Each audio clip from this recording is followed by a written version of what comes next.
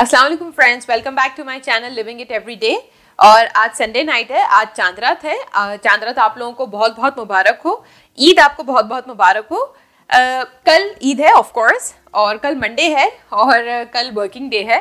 Unfortunately working day का तो कोई मसला नहीं है, लेकिन कल मंथ एंड क्लोजिंग है हमारे ऑफिस के अंदर, और मैं नहीं चाहती कि ईद और ये मंथ एंड और इसकी वजह से बहुत सारा बैकलॉग हो जाए और मैं ऐसा ना हो कि ईद भी सही से ना एंजॉय कर सकूं, काम भी मैं अपना सही तरीके से ना कर सकूं। तो आज संडे वाले दिन मैं सुबह से सारे दिन अपना ऑफिस का काम ही करती रही, क्योंकि मैं कल सुबह उठ के अपने ऑफिस मैसेज करूंगी और या फ़ोन करूंगी और मैं उनसे बोलूंगी कि मुझे हाफ डे दे दें और मेरा वर्क फ्रॉम होम कल के दिन के लिए कर दें, ताकि मैं ईद अच्छे से एंजॉय कर सकूँ। आज इफ्तार में मैंने कोई इतना खास एहतमाम नहीं किया था, कोई इतनी खास कोई चीज़ें नहीं बनाई थी। हाँ, मैंने पालक पनीर ज़रूर बनाया था। पालक पनीर से रिलेटेड सारे आइटम्स मैं बहुत शौक से खाती हूँ। सिर्फ मैं नहीं, अब मेरे हस्बैंड भी बहुत शौक से खाते हैं। पहले मुझे शौक हुआ पनीर के आइटम्स खाने का, फिर मैंने अपने हस्बैंड को भी आदत डाल दी, तो हम दोनों बहुत शौक से पनीर के आइटम्स खाते हैं। तो आज हमने इफ्तार में पालक पनीर बहुत एंजॉय किया था। और ये मेरे सामने जो आप सारे ग्रोसरी आइटम्स देख रहे हैं, ये मेरे हस्बैंड आज लेकर आए हैं सारे। तो मैंने सोचा मैं आज ही काफ़ी सारी तैयारी कर लूँ कल, क्योंकि मैं अपना ऑफिस का काम कर रही होंगी। कल मुझे पता भी नहीं कि मुझे वर्क फ्रॉम होम मिलता है, हाफ डे मिलता है, नहीं मिलता। तो मैं आज ही जितनी तैयारी हो सकती है मैं ज़रूर करूँगी। आज अभी जो मैं बना के रख लूँगी वो ऑफकोर्स ईद पे जो सबके घर में बनता है, मेरे घर में ही बनता है। मैं हर ईद पे ज़रूर बनाती हूँ, वो मैं शीरखुरमा बनाती हूँ। शादी से पहले शीरखुरमा मैं हमेशा मेरी अम्मी बनाया करती थी, शादी के बाद मेरी मदर इन लॉ बनाया करती थी, लेकिन जब से मैं कनाडा मूव हुई हूँ तो ये शीरखुरमा मुझे ही बनाना पड़ता है। मुझे थोड़ा सा डिफिकल्ट लगता है, कुछ पार्ट मुझे इसके टेक्निकल लगते हैं, लेकिन हर साल अच्छा बन ही जाता है। तो आज भी मैं अभी रात को ही शीरखुरमा बना के रख दूँगी। और ईद वाली सुबह मेरे हस्बैंड जल्दी नमाज़ पढ़ने चले जाते हैं। फिर जब वो नमाज़ पढ़ के वापस आते हैं तो एक अच्छा सा बहुत ज़्यादा फैंसी तो नहीं बोलूँगी, लेकिन एक अच्छा सा एहतमाम वाला नाश्ता ज़रूर मैं उनको सर्व करती हूँ। हम लोग अच्छा एहतमाम का नाश्ता करते हैं। तो एक चीज़ जो मैं ज़रूर बनाती हूँ ईद के ऊपर, वो आलू की भुजिया जिसको हम कहते हैं, वो मैं ज़रूर बनाती हूँ। तो आज भी अभी मैं वो भुजिया अभी बना के रख दूँगी, ताकि कल सुबह मेरे लिए इतना ज़्यादा काम ना हो करने के लिए। आलू की भुजिया वैसे मैं तो होममेड मसाले की ही बना लेती हूँ, लेकिन रिसेंटली मैंने अपनी एक फ्रेंड के घर पे खाई थी और मुझे बहुत अच्छी लगी थी।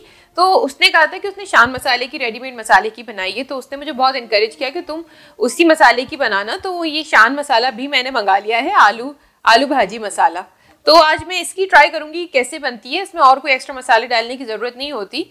और वैसे आलू भुजिया के साथ मैं हमेशा घर की ये जो होती पूरियाँ मैं बनाती हूँ, आटा ही गूंद के। और वो बड़ी जो मेहनत वाला काम होता है, स्पेशली सफ़ेद आटे का, जो मैदे की जो पूरियाँ होती है उसमें थोड़ी मेहनत ज़्यादा होती है, तो मैं हमेशा वही बनाती हूँ।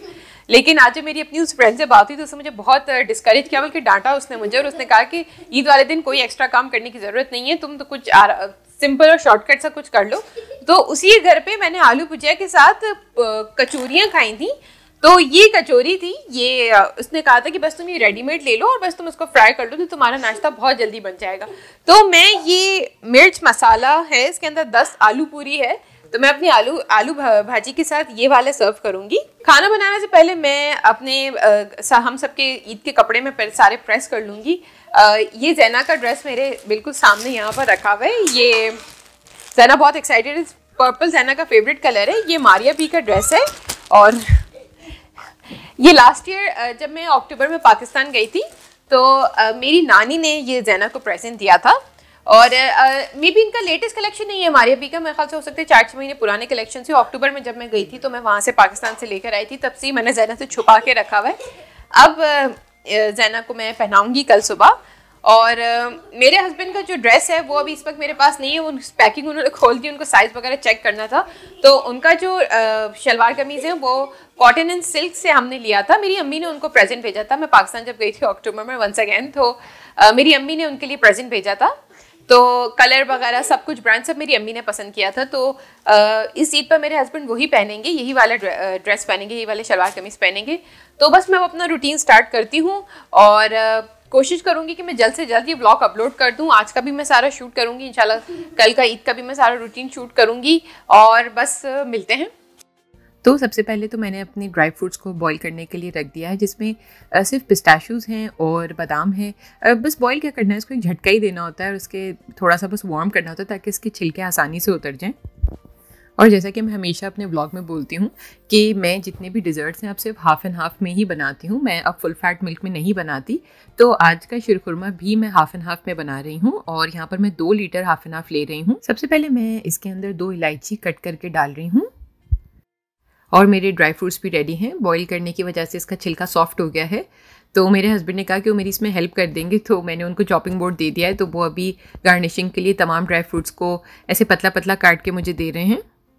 अब मैं यहाँ पर सिवैयों का पैकेट खोल रही हूँ। वैसे मुझे बिल्कुल भी पैकेट और दूध का रेशो बिल्कुल भी नहीं पता। मैं हमेशा कप्स के रेशो से सिवैयाँ उसके अंदर डालती हूँ, दूध के अंदर डालती हूँ। मुझे मेरी अम्मी ने ऐसे ही बनाना सिखाया था। तो मैं सबसे पहले मैं हमेशा 1 कप सिवैयाँ डालती हूँ और उसके बाद मैं उसकी थिकनेस को चेक करते करते मज़ीद और सिवैयाँ डालती रहती हूँ, जब तक मुझे अंदाज़ा ना हो जाए कि मुझे कितनी थिकनेस चाहिए उसके अंदर। और मेरी शीरखुरमे के अंदर 2 कप मैंने टोटल सेवइयाँ डाली थी। आखिर तक मैं उसका वो थिकनेस चेक करती रही, कंसिस्टेंसी मैं उसकी चेक करती रही थी और फिर मैंने बस 2 कप सेवइयाँ टोटल इसके अंदर ऐड करी और वो बिल्कुल अच्छा बन गया था, बिल्कुल ठीक बन गया था। और जब आपका शीरखुरमा थोड़ा गाढ़ा होना स्टार्ट हो जाए और आपकी सेवइयाँ, स्पेशली आपकी जब सेवइयाँ पूरी आपको ऐसा लगे कि वो गल चुकी हैं और आपका थोड़ी थिकनेस और अच्छी सी कंसिस्टेंसी आपको फील होना लगे, तो फिर आप उसके अंदर चीनी ऐड कर दें। मैं इस वक्त 2 किलो दूध में 1 कप चीनी डाल रही हूँ। आप चीनी अपने हिसाब से एडजस्ट कर सकते हैं, कम भी कर सकते हैं, ज़्यादा भी कर सकते हैं।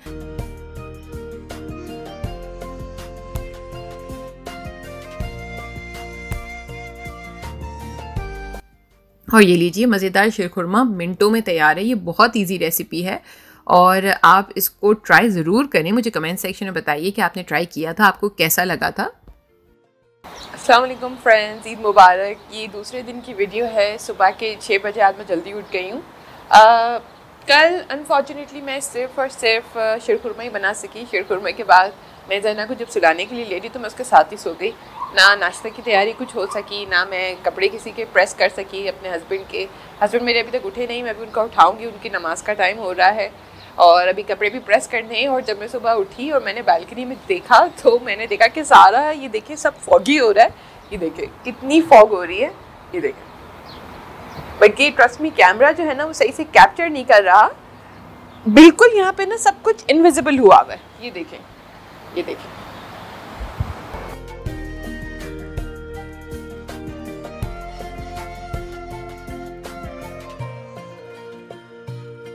तो बस अभी जाकर मैं अंदर काम भी स्टार्ट करती हूँ। ऑफिस का भी कुछ काम बाकी है। अभी अपने ऑफिस को मुझे मैसेज भी करना है कि अगर मैं घर से काम कर सकूँ, मुझे हाफ डे मिल जाए आज के लिए। तो बस रूटीन स्टार्ट करते हैं और आपसे मिलते हैं बाद में। अच्छा, वैसे ज़्यादातर लोगों को शीरखुरमा या तो गर्म अच्छा लगता है या वो रूम टेम्परेचर पर खाना पसंद करते हैं, लेकिन मेरे हस्बैंड को बिल्कुल ठंडा फ्रिज में रखा हुआ जो चिल्ड शीरखुरमा होता है वो अच्छा लगता है। तो इस वक्त मैं अपने शीरखुरमे को जो ओवरनाइट बाहर ही रखा था तो वो रूम टेम्परेचर के ऊपर आ गया, तो उसके ऊपर मैं क्लिंग रैप लगा रही हूँ और अब मैं उसको फ्रिज में रख रही हूँ ताकि वो ठंडा हो जाए। तो बस अब मैं कपड़े प्रेस करने लगी हूँ। सबसे पहले मैं अपने हस्बैंड के कपड़े करूँगी, उसके बाद ज़ैना के कपड़े करूँगी। अपने कपड़े अभी मैं फ़िलहाल प्रेस नहीं कर रही, जब मैं तैयार होंगी उस वक्त ही मैं फ्रेश उसको प्रेस कर लूँगी।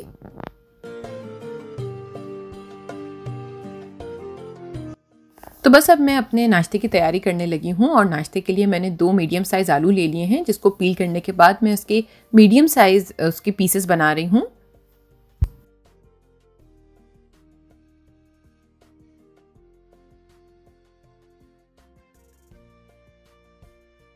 अब इसके अंदर मैं आधा टमाटर डाल रही हूँ, उसको मैं बारीक बारीक काट रही हूँ।